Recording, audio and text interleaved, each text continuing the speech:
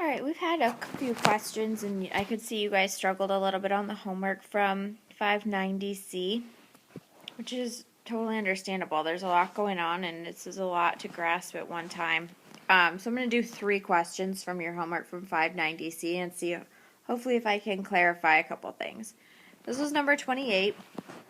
Started with 2 separate radicals, both fractions. You can just multiply them like you would any other fraction, just straight across the top and straight across the bottom, which gives us a radical 18 over 20. Once you get this far, it's exactly what we did in class, because now you just have a single square root with a fraction. So rewrite it by splitting it up. So you have the square root of 18 over the square root of 20. Neither 18 or 20 are perfectly perfect squares. They might individually be divisible by perfect squares, but if they aren't perfect, then don't simplify it until the end. So let's take this now and multiply the top and the bottom by the square root of 20 to get rid of that denominator.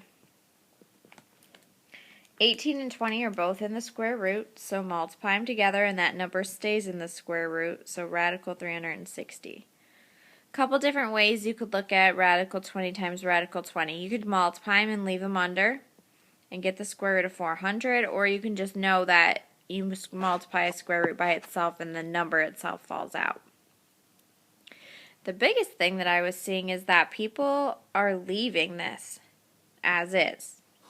Like, they're leaving radical 360, and a lot of times you're taking the bottom part out, but then you think you're done. You're not done because that top radical isn't simplified. If this isn't simplified, you're not done. We did the first step, we got the square root off the bottom. That is the first priority. But once that's done, you need to simplify the square root on the top. So you look for things that evenly divide 36 that are, or 360 that are perfect squares. The biggest perfect square that divides 360 is 36, so it splits into 36 and 10. That's exactly what we did on the first day, just split the number up. 36 was the perfect square out of all of that, so it gets to come out of the square root as a 6. The 10 has to stay inside because it's not a perfect square, and then you still have 20 on the bottom. So the first thing you took care of was you got the square root off the bottom. That was the first problem. The second thing you took care of is you simplified the square root on the top. That's the second problem.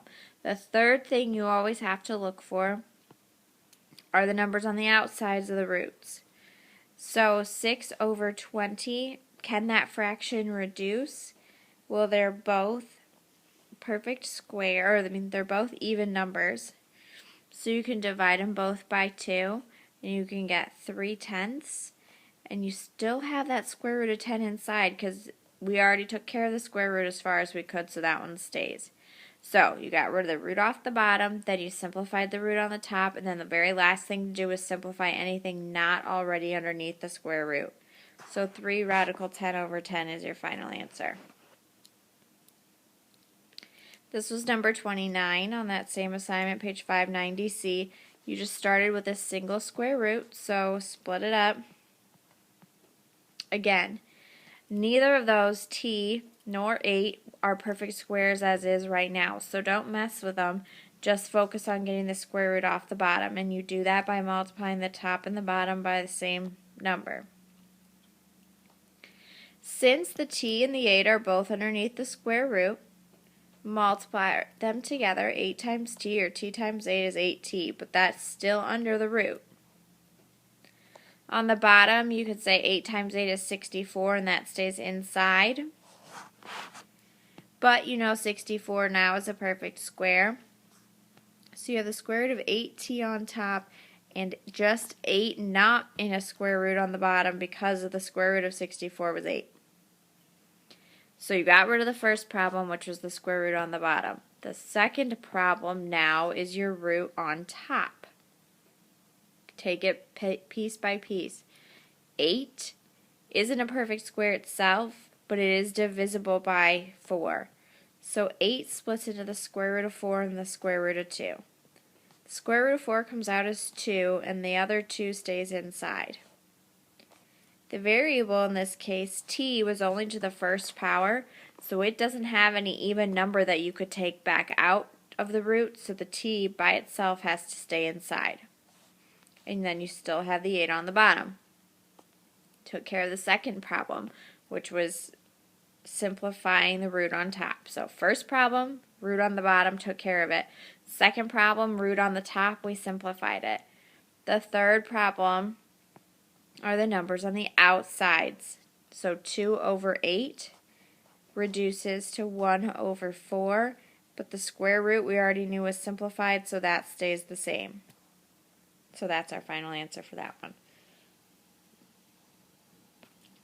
The last one, 32, I know there was a lot going on, so we'll do this one as well. 9 is a perfect square, that's true. But x to the 5th and y to the 1st are not. So since the entire term together isn't a perfect square, I'm not going to simplify it first. And that's a personal preference, but I don't like having numbers on the outside and on the inside and both. I'd rather just keep them all in one place until the end. Same thing with the bottom. There are parts of the bottom that could come out, but not everything under that root. All of it, 12x squared y to the 6th, they're all going to come out. So since we can't do that, I'm just going to leave it all in. And then when I do that, I have to get rid of the square root on the bottom. So you have to multiply by everything that's down there. You can't just pick and choose. It's the entire root, 12x squared y to the 6th. And whatever you do to the bottom, you have to do to the top. So on the top, since I kept everything inside the square root, I multiply those numbers together. So 9 times 12 gives me 108, still underneath the square root. And then add your exponents. So that gives me x to the 7th, y also to the 7th. On the bottom, you could say, okay, I multiplied them together and I got 144, x to the 4th, y to the 12th. Which automatically is a perfect square because that's how we designed it. That's why we did everything that we did. So my bottom, 144 comes out as 12, x to the 4th comes out as x squared, y to the 12th comes out as y to the 6th. Okay, square root of the actual number, exponents got divided by 2. So the first problem was taken care of. I got the square root off the bottom.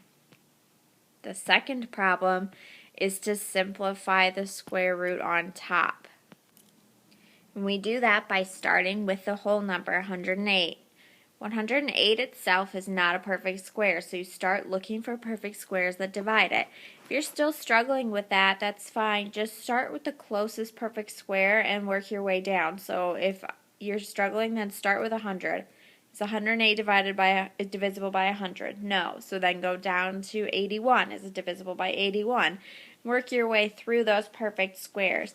In this case, we find that 108 is divisible by 36.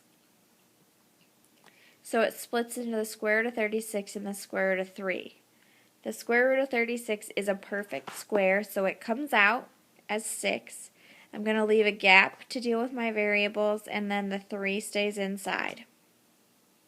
Now I move over to my variables.